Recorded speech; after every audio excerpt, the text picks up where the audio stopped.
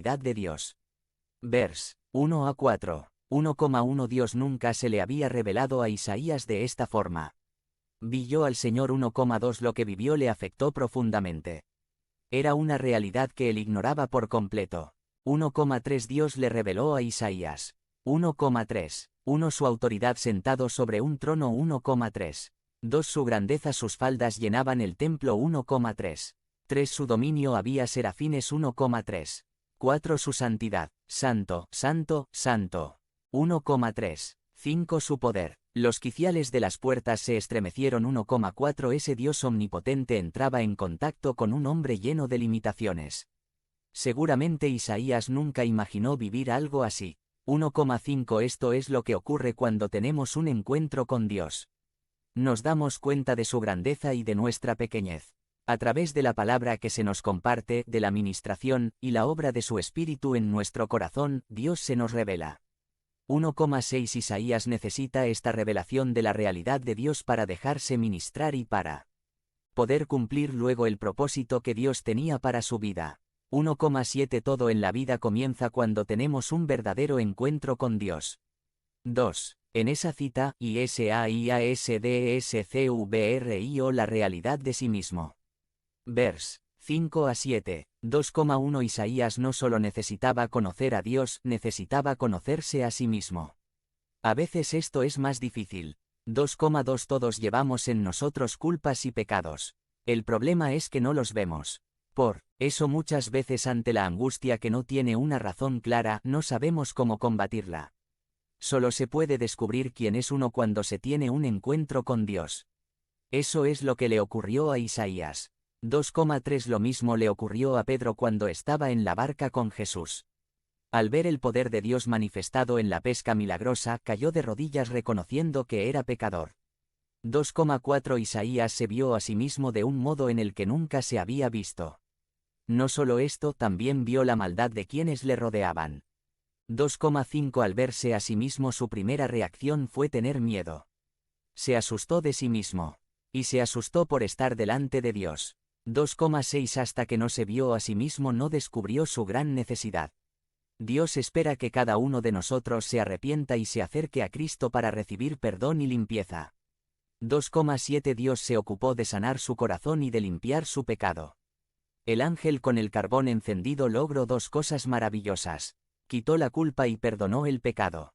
2,8 El ángel tocó la boca. La boca expresa la realidad del corazón. Por no conocer a Dios, nuestro hablar está cargado de incredulidad y negativismo. En el encuentro el Señor nos sana para que podamos tener la mente de Cristo y así los dichos de nuestra boca le serán agradables. 3. En esa cita, ISAIASDSCVRIO la realidad de su destino. Vers. 8. 3,1 Dios tiene un plan y un destino perfecto para cada uno de nosotros. Pero los traumas y los pecados nos impiden acercarnos a Dios y descubrir este plan. 3,2 Solo cuando Isaías fue sanado y perdonado, él pudo oír la voz de Dios. Recién allí pudo establecer una relación personal con Dios. Muchos quieren acercarse a Dios y gozar de todos sus beneficios sin quitar sus culpas y sus pecados. 3,3 Al tener una relación personal con Dios, éste pudo revelarle su plan. Antes hubiera sido imposible que se encaminara para ponerlo en marcha. 3,4 Ahora no solo sabía que Dios quería usarlo, ahora él quería ser usado por Dios. Su vida nunca más sería la misma. 3,5 Todo eso ocurre cuando tenemos una cita con Dios. CONCLUSION. Así como Isaías tuvo una cita con Dios que cambió todo en su vida, nosotros también podemos tener hoy una cita con Dios y todo cambiará. ¿Cómo podemos prepararnos para una cita con Dios? 1. Abrir nuestros ojos para ver todo lo que Dios quiere mostrarnos. 2. Abrir nuestra boca para confesar nuestros pecados, nuestros conflictos y nuestras culpas. 3. Abrir nuestros oídos para oírlo todo lo que Dios quiere decirnos. 4. Abrir nuestro corazón para recibir el poder de Dios que nos liberta y nos transforma. 5. Abrir nuestras manos para hacer todo lo que Dios nos ordene. Conviértete en miembro del canal y sé un instrumento de la palabra de Dios. No dejes pasar esta oportunidad de impactar vidas. Haz clic en el enlace de la descripción ahora y ayúdanos a difundir la palabra de Dios. Cuando Jesús viene a visitarnos. By Mario Fernando Morana, Sumari. ¿Qué ocurriría hoy si Jesús apareciera en medio nuestro de manera visible? ¿Con qué se encontraría? Mateo 21, 12 a 17. Cuando Jesús viene a visitarnos. El templo de Jerusalén es un tipo de la iglesia. La actividad no era la misma, pero era un lugar de reunión de la gente que creía en Dios. La llegada de Jesús desnudó la realidad de la gente que asistía al templo. La presencia de Dios siempre saca a la luz lo que hay. Hasta que Él llegó todo era normal, pero a partir de su llegada todo fue puesto en evidencia. La presencia de Cristo mostró claramente 4 grupos de personas en el templo. 1. Cuando Jesús nos visita, encuentra a los interesados. Vers. 12 y 13. Los que vendían y los que compraban. Los cambistas que hacían sus negocios. Los que vendían palomas para los sacrificios. Estas personas se valían del templo no para conocer a Dios, sino para enriquecerse, para comerciar. Hay gente así hoy. Tal vez no los vemos vendiendo o comprando, pero sí puede verse la actividad de ese espíritu diabólico. Jesús dijo que habían transformado el templo en una cueva de ladrones. ¿Qué es el templo? Agencia de trabajo, club de amigos, agencia matrimonial. Es posible que en la iglesia tengas un contacto que te consiga trabajo.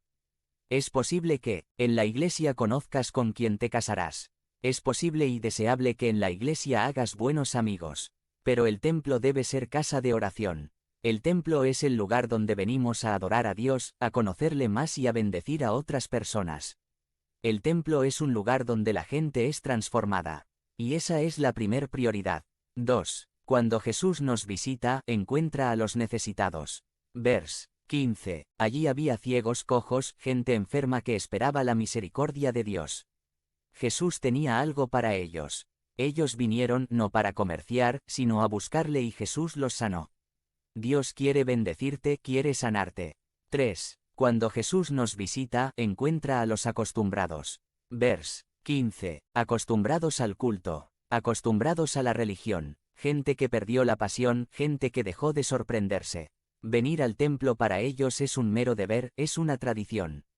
Conocían a Dios, estaban abiertos a algo nuevo. Eran guiados por Dios, eran espirituales. Si nos convertimos en gente religiosa en lugar de ser gente espiritual, simplemente cumpliremos nuestros deberes. Dios busca gente que le ame, que le necesite, que anhele su presencia. Dios busca gente que lo quiera a Él. 4. Cuando Jesús nos visita, encuentra a los insatisfechos. Vers. 15. Había allí unos muchachos que clamaban. Ellos habían reconocido